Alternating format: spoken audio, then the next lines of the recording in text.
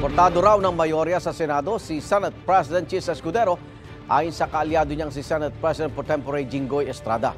Ang mga nagbalik Senado naman, kabilang Senador Mig Zubiri, sinusulong na maging leader si Senador Tito Soto. May unang balita si Mab Gonzales. Ang inaabangan sa pagbubukas ng sesyon ng Senado sa July 28, mananatili ba si Senate President Chis Escudero o mapapalitan sa pwesto? Ayon sa kaalyadong si Senate President Pro Tempore Jinggoy Estrada, may mayorya na si Escudero dahil mahigit 13 senador na ang pumirma sa resolusyon ng pagsuporta sa kanya. We have enough numbers, more than 13 I suppose. And I think Senate President Chis Escudero is already secured of having his next term as Senate President. Meron pang 2 linggo. Anything can still happen, but I think itong 2 weeks na ito, siguro total nakapirma na sila.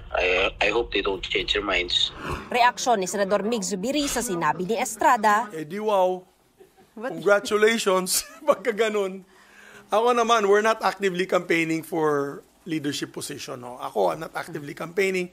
Of course, I'm supporting Senator Tito Soto and I've worked with him. Kasama ang nagbabalik Senado na si Tito Soto sa Veterans Bloc na binubuo nila Zubiri, Loren Legarda at Ping Lacson.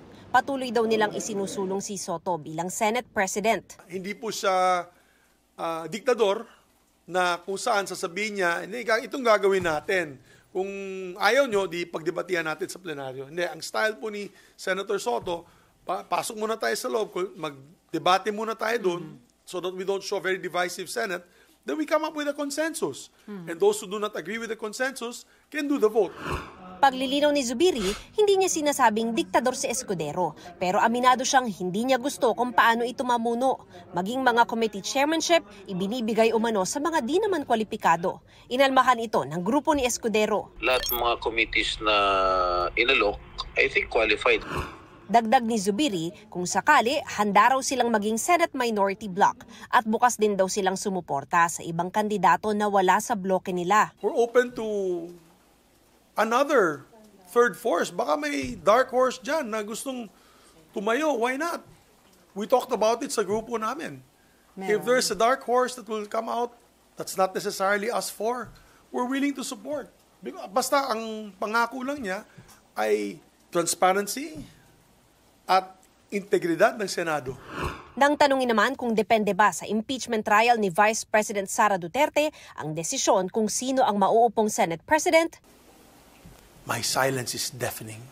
Kinukuha pa namin ang panig ni Senate President Chis Escudero. Ito ang unang balita. Mav Gonzales para sa GMA Integrated News.